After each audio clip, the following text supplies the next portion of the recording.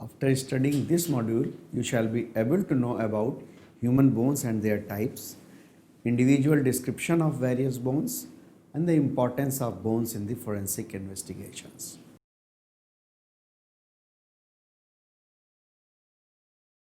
The human skeleton system is the most important part of the human anatomical structure. It is only with the help of the skeletal system a body attains its rigidity. It is the basis of the body, comprising of bones and additional connective tissues that defends and maintains the body cells and internal organs. The human skeleton comprises of total 206 bones, out of which 6 are the small bones of the middle ear that play a role in the auditory process. However, a newborn baby has 300 bones, some of them fused to finally result in 200 bones in the later age. The skeletal structure of a body is embraced of bones, tendons, ligaments as well as cartilages.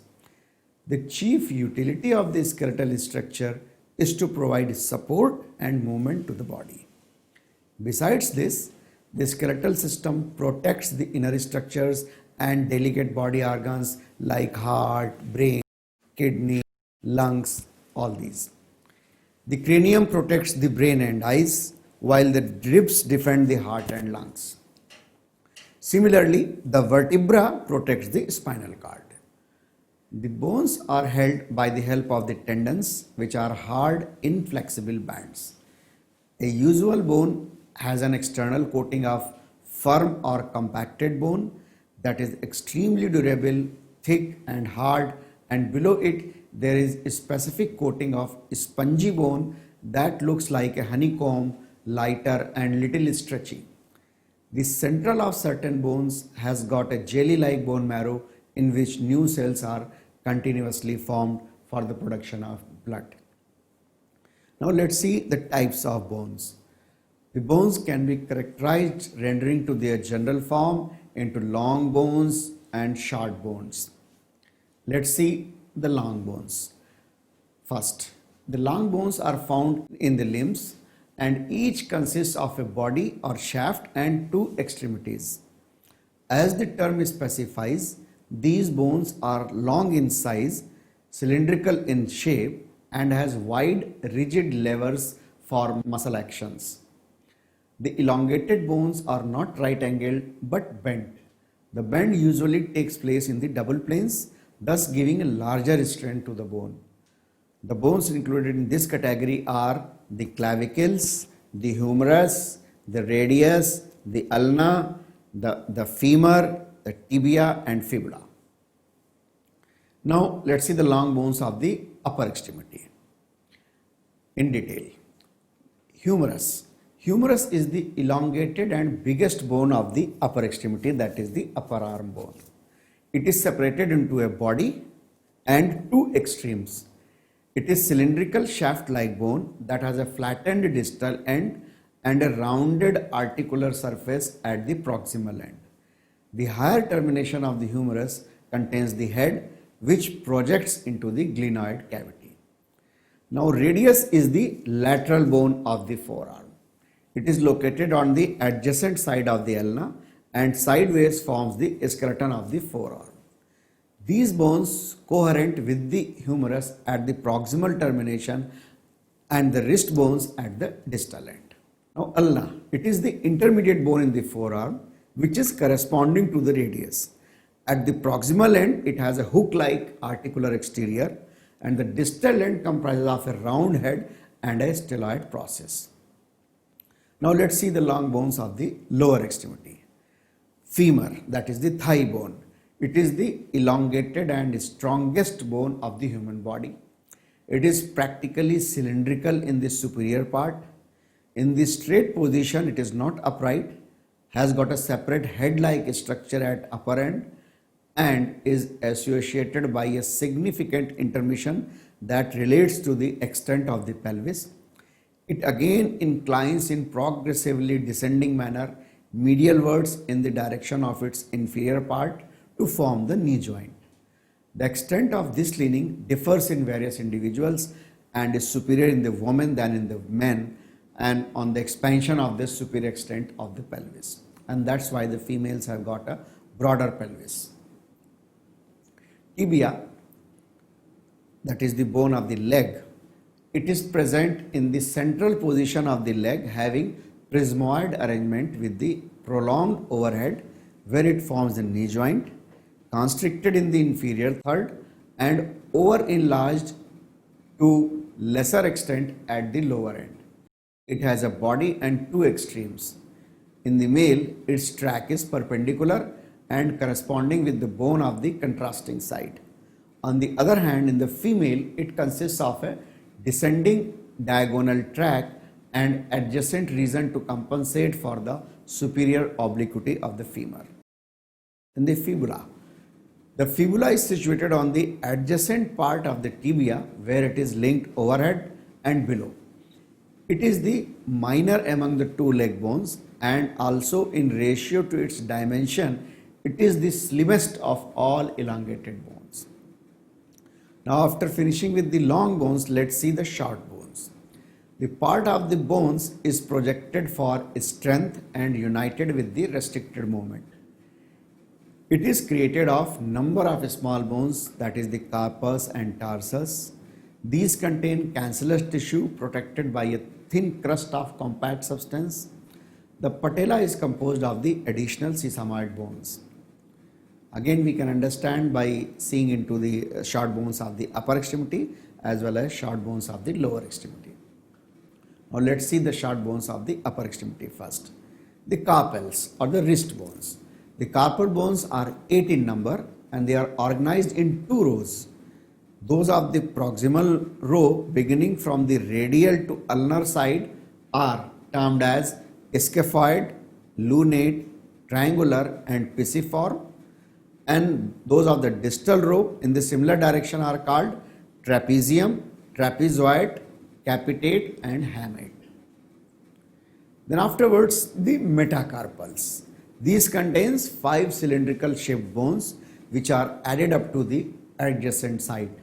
The body is prismoid arrangement and bent so as to be curved in the longitudinal track behind and bowl shaped in front.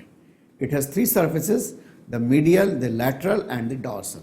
Then the phalanges. The phalanges are 14 in count, 3 for all fingers and 2 for the thumb. Each contains a body and 2 boundaries.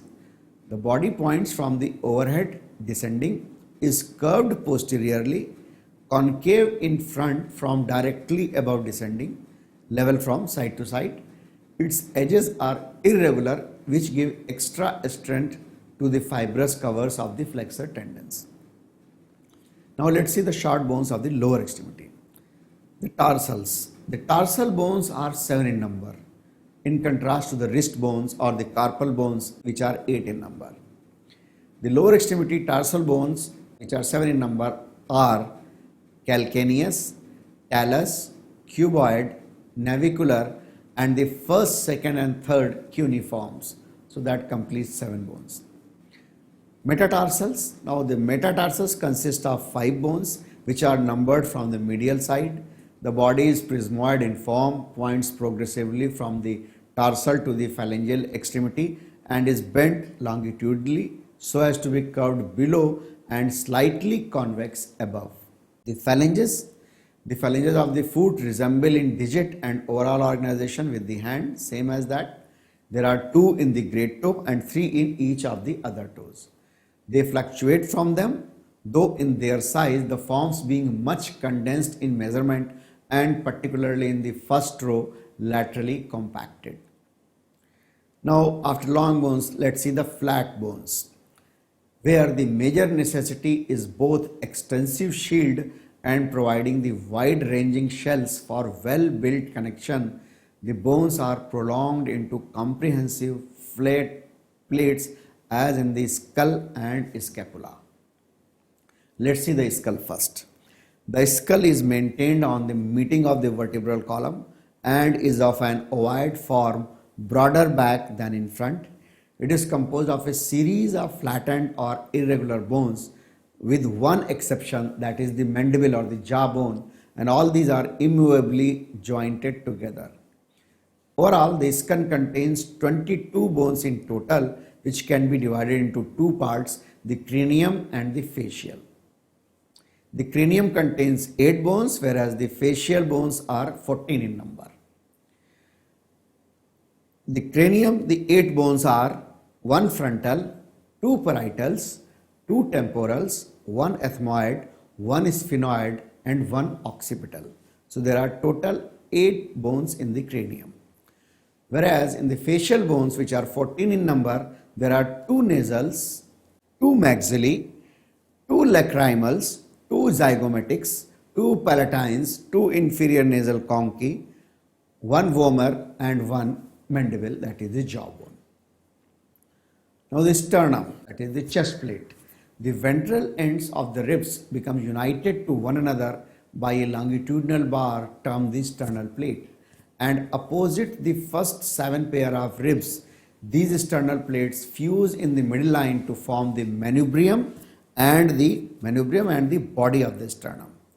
The sternum is an extended compressed bone making the central part of the frontal wall of thorax. Its higher termination maintains the clavicles and its border articulates with the cartilages of the first 7 set of ribs.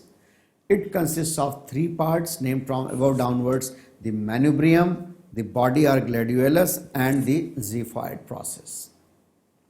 Now the scapula, that is the shoulder blade. The scapula forms the posterior part of the shoulder girdle. The scapula or shoulder blade is a large, flattened, triangular shaped bone. It is located in the posterior lateral part of the thorax. The shoulder bone is thin, fragile, and can be easily broken. Now afterwards, let's see the irregular bones. The uneven bones are like commencing their irregular form will not be gathered under the previous heads. They consist of cancellous tissue surrounded inside a thin layer of compressed bone. The uneven bones are the vertebrae, sacrum, coccyx, temporal, sphenoid, ethmoid, zygomatic, maxilla, mandible, palatine, inferior nasal concha, and hyoid. Now let's see the vertebrae. The vertebral column is a flexus and flexible column formed of a series of bones called vertebrae. The vertebrae are total 33 in number and are grouped under the names cervical, thoracic, lumbar, sacral, and coccygeal according to the region they occupy from top to bottom. They are 7 in the cervical region, 12 in the thoracic region, 5 in the lumbar region, 5 in the sacral region, which they fuse together to form ultimately one part, and 4 in the coccygeal region. The vertebrae in the upper 3 regions of the column remain distinct throughout life and are known as true or movable vertebrae. Those of the sacral and coccygeal regions, on the other hand, as I told you, are termed as false or fixed vertebrae because they are united with one another in the adult to form 2 bones, 5 forming the upper bone or sacrum and 4 the terminal bone or coccyx. Now let's understand the sacrum. The sacrum is a huge trilateral bone located in inferior portion of the vertebral column and at the higher and posterior portion of the pelvic cavity, where it is implanted like a wedge among the 2 hip bones. Its superior part or base articulates with the last lumbar vertebra and at its tip is with the coccyx. Now let's see the coccyx. The coccyx is typically designed of 4 elementary vertebrae. The numeral may though be greater than be 4 to 5 or make lesser to 3. So it can be 3 or 5 also, but usually they are 4. In all 3 parts that are outlined have a fundamental body and articular corner to corner progressions. The preceding piece, occasionally the third, is an ordinary nodule of the bone. So all the parts are destitute of pedicles, laminae and spinous progressions. Now the another irregular bone is the hyoid. The hyoid bone is formed like a horseshoe which is put off from the tip of the styloid progressions of the temporal bones by the stylohyoid ligaments. It comprises of 5 parts: that is a form, two superior cornu and two inferior or minor cornu. The jawbone, that is the mandible. The mandible is the largest and strongest bone of the face, and it serves for the reception of the lower teeth. It contains of a curved straight part and the body and two vertical parts. The vertical parts, the straight part. The rami that join with the finishes of the body closely at right positions.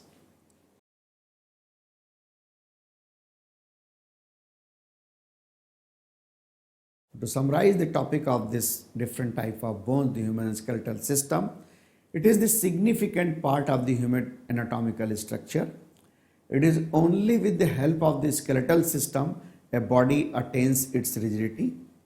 It is the basis of the body containing of bones and additional connective tissues that defends and maintains the body cells and interior organs.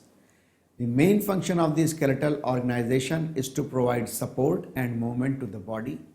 Besides this, the skeletal system protects the internal fragile body organs like heart, brain, kidney and lungs. The cranium protects the brain and eyes, while the ribs protect the heart and lungs. Similarly, the vertebra protects the spinal cord. There are total 206 bones in the adult human body. Can be divided into long and short bones as well as flat and irregular bones. Both upper and lower extremities have long and short bones. Long bones of upper extremity are humerus, radius and ulna, whereas short bones are 8 carpals, 5 metacarpals and 14 phalanges. Long bones of the lower extremity are femur, tibia and fibula, whereas short bones are 7 tarsals, 5 metatarsals and 14 phalanges. The skull contains 22 flat bones, out of which cranium comprises of 8 bones and 14 facial bones. The vertebra, sacrum, coccyx, hyoid and mandible are irregular bones.